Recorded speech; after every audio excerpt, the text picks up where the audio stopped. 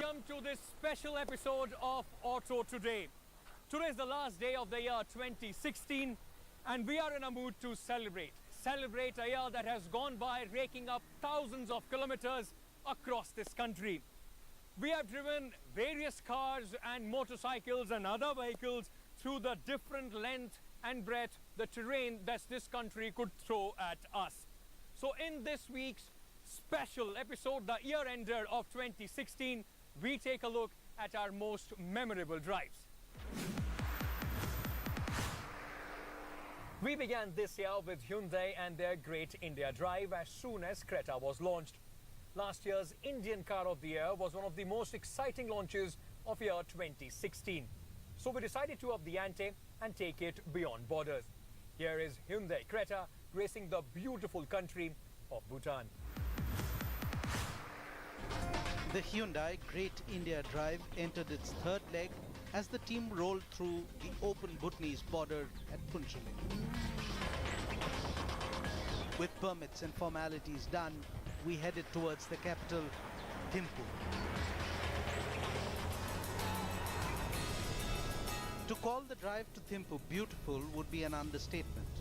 The Himalayas towered over us, with the road snaking through the heart of it all.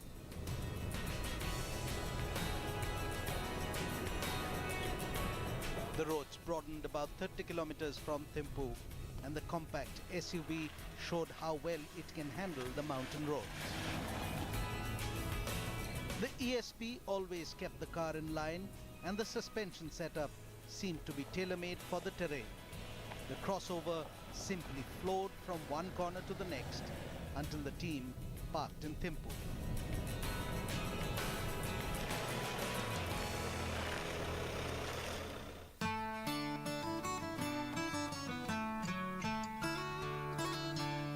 A quaint city, cradled safely in the arms of the mighty mountains, Thimphu was just what we needed. Warm, welcoming and pretty.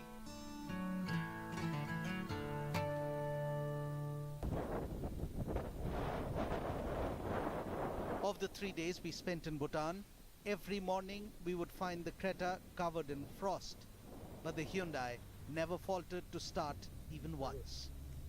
Even in these frigid conditions at the onset of winters, the Creta always came to life without being called twice.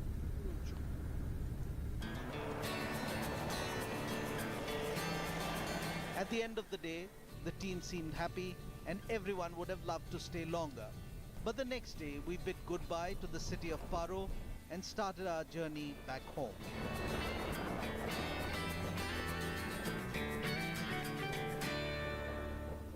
The Himalayan was Royal Enfield's most crucial product as it marked a shift from their design philosophy. We at Auto Today were more than eager to get our hands on the bike, and what better to riding it in the very place it was built for.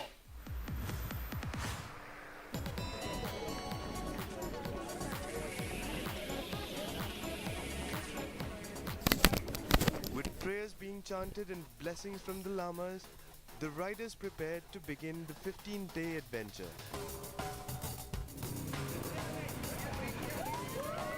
A ceremonial flag-off done at India Gate, the thumpers rolled towards Chandigarh.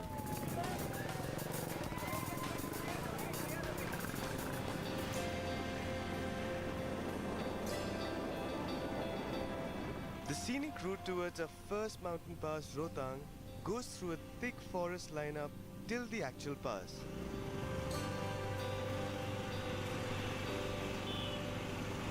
At this time of the year, we didn't expect snow, but Rohtang never ceases to amaze as it presents a visual fiesta like none other.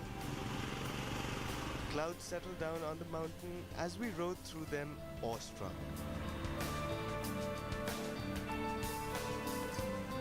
I was beginning to soak in the beautiful scenery, but the roads underneath my bike seemed to steadily disappear.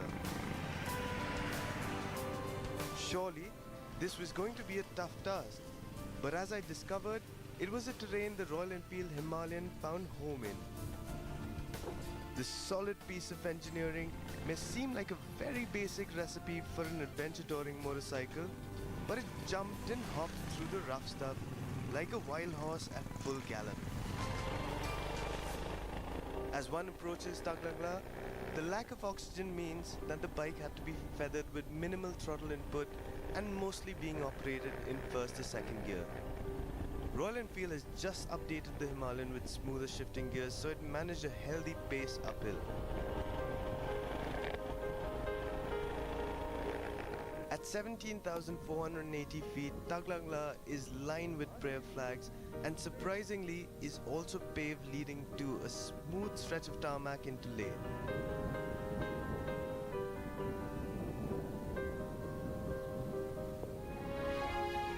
Away from the bustling town full of tourists, we had a mission to accomplish on our last day of the Odyssey, to climb up to the world's highest motorable road, Khardungla. Only 34 odd kilometers separate Leh, situated at 11,500 feet, and the high mountain pass at 18,380 feet. This was going to be the toughest climb in the entire trip. Lack of oxygen aside, unpaved roads made matters worse. But the struggle was well worth the euphoria when I made it to the roof of the world.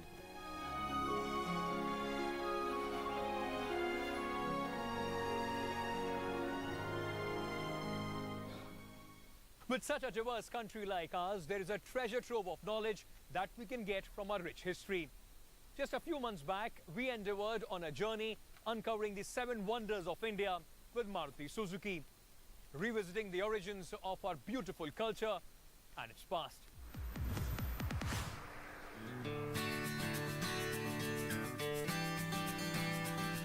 On our list are some of the most mind-boggling examples of architecture, design, ingenuity and beauty we've come across.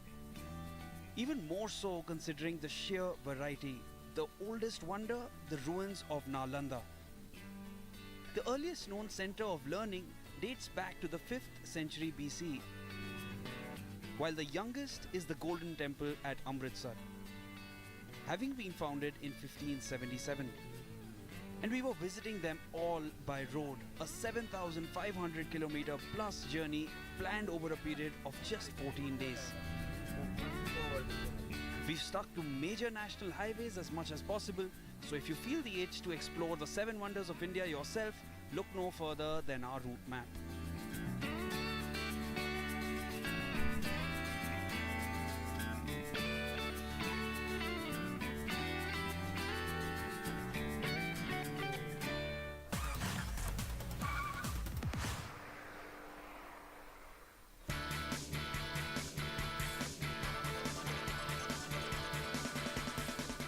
The first day's travel included the excellent Yamuna Expressway, a 165 kilometer, 6-lane stretch of motoring nirvana connecting Noida to Agra. Not to be shaken, we traded the comfort of the Artiga for the quaintness of a Tonga. Costs are reasonable, with the operator charging us ₹50 for the 10-minute trip to the gate, and the stories he will inevitably tell you come for free. Thankfully, since the on-off spells of rain, queues at the entrance were less than we expected. Even then, we found the quickest entrance to be from the south gate. Our view of the Taj was marred by scaffolding and dark grey clouds, though it gave us a chance to appreciate the finer details of the inlay work that we were walking by, and sometimes even walking over.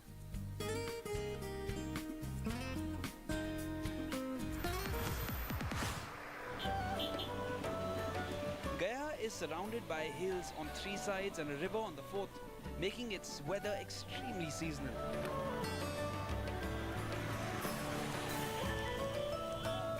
We found a shortcut through the hills and beside the river Falgu, which gave us some great open window driving weather.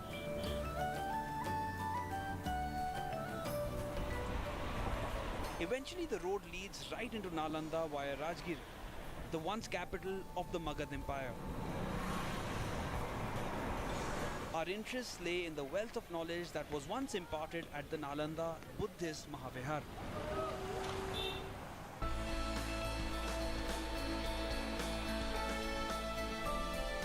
Even though only a tenth of the entire structure has been unearthed, you immediately get a sense of the grandeur of scale.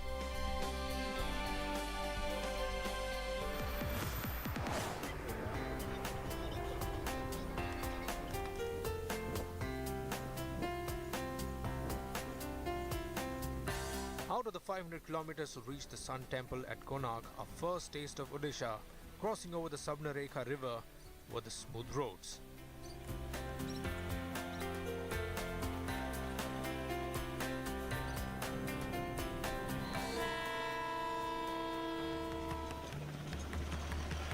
The Sun Temples were built in the 13th century AD as an ode to Surya, the sun god. Of the structure still standing, the first one is the dance hall or Natya Mandira. Built facing eastwards, the first rays of the sun illuminate this hall first. In fact, the images of Surya are positioned in such a way as to catch the sun rays at dawn, afternoon and sunset.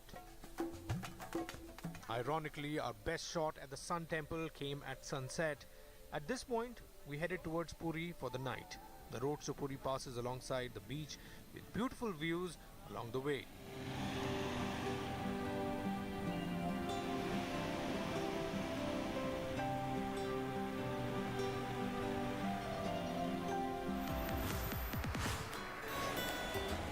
Hampi is unique on our list since the village is a recognized UNESCO World Heritage Site.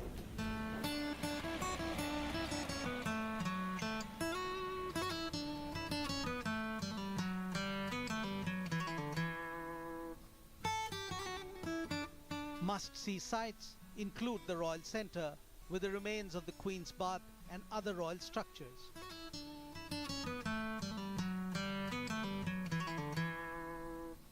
Further, there stands the Zenana enclosure, where remnants of 3 watchtowers encircle the area reserved for the royal women. Folklore says that eunuch guards were stationed here, given that it was a women's area.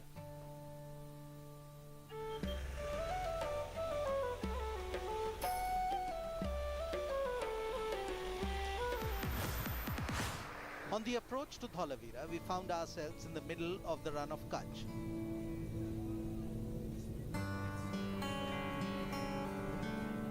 At any other time, it would have been pristine white salt on either side. But now, it was shimmering blue water as far as the eye could see.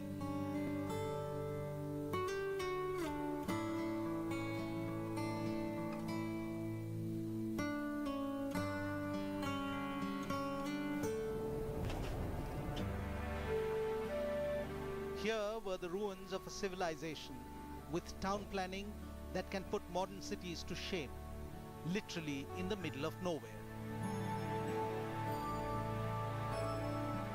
The engineering shown in water harvesting is staggering, with several dams, drains and reservoirs incorporated in the town planning.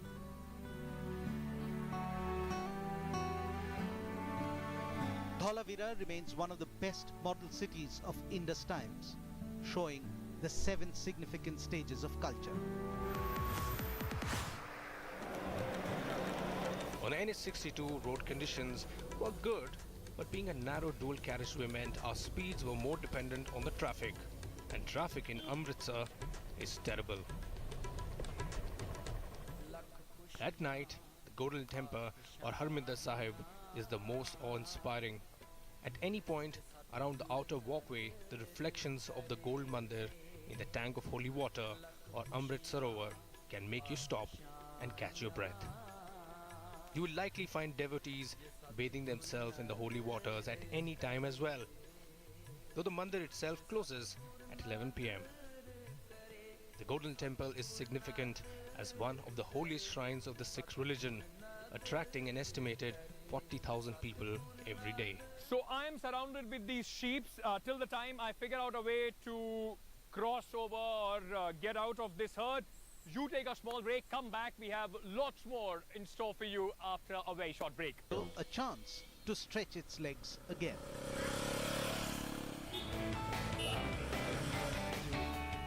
Four days through jungle trails of 3 states, covering over 1,000 kilometers with a group of 20 fun riders.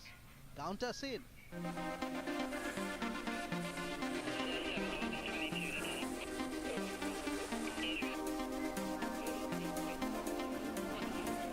couldn't wait, and on the day, couldn't even get any sleep.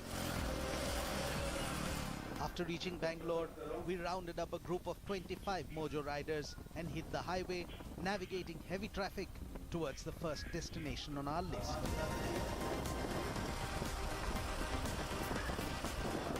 Chikmagaluru, the land of coffee. Eagle Eye Resorts was our destination for the night as we stopped for a quick shut-eye. We woke to a beautiful morning scene before grabbing our gear and heading out towards Madikeri.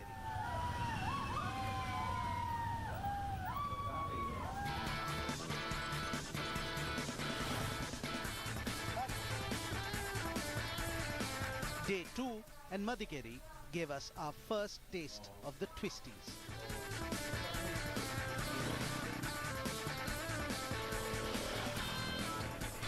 Snaking roads from Chikmagaluru to Coorg consistently surprised us and kept becoming even more fun to ride on.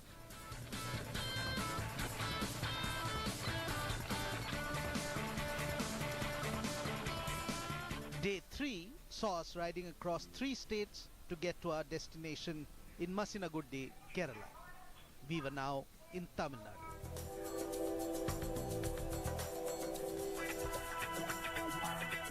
We entered the jungles proper as we followed a path full of towering trees and greenery. We were loving every bit of it. Day 4 and it's time to bid adieu to the tribe. From here, it was back to Bangalore and back to our daily lives. This 4-day ride has been exceptional and we are sure that the tribe will be back together for another adventure.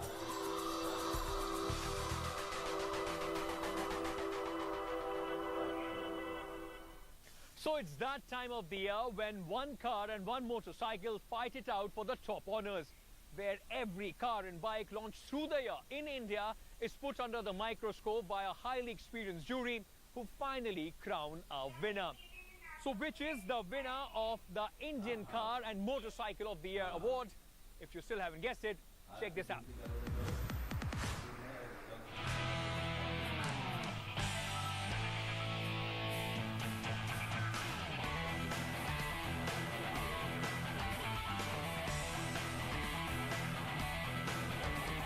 It is that time of the year when leading automotive publications in India come together to determine the Indian Car of the Year and the Indian Motorcycle of the Year. This specialist jury, consisting of senior eminent Indian automotive journalists, is responsible for selecting a single decisive winner, and the voting process has been designed to be very fair, unbiased and tamper-proof. Thanks to all this, the Indian Car of the Year trophy is the one every manufacturer wants to win. Some 19 new cars launched in 2016 qualified for these awards, and 13 made it to the final jury round. The jury met up in Lonavala at Khushru Patel's beautiful stud farm and bungalow. The top 6 contenders were the Ford Endeavour, Hyundai Tucson, Hyundai Elantra, Maruti Suzuki Vitara Brezza, Toyota Innova Krista and Skoda Superb. Only 12 bikes from over 30 models launched this calendar year made the cut for this year's selection at the jury round. The final shortlist of 5 bikes was made up of the Kawasaki Versys 650 ABS, TVS Apache RTR 200 4V, Royal Enfield Himalayan, Honda Navi and the TVS Victor. While the Indian Car of the Year and the Indian Motorcycle of the Year are already decided on jury day depending on the votes cast by the jury, the winners are kept under wraps until the awards night.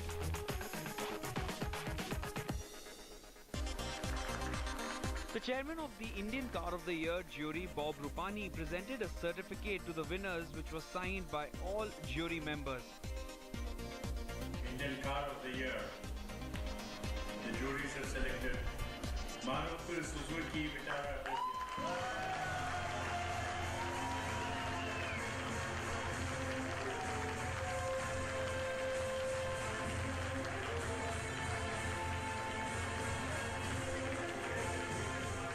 tough contest, the Maruti Suzuki Vitara Brezza emerged as the undisputed winner. The runner-up was the Hyundai Tucson, with the Toyota Innova Krista clinching the third spot. The second spot was taken by the Hyundai Tucson and the third by the Toyota Innova Krista. In the two-wheeler section, the TVS Apache RTR 204V rose to victory as the Indian Motorcycle of the Year 2017, with the Kawasaki Versys 650 ABS clinching the runners-up position and the Royal Enfield Himalayan rounding off the top three.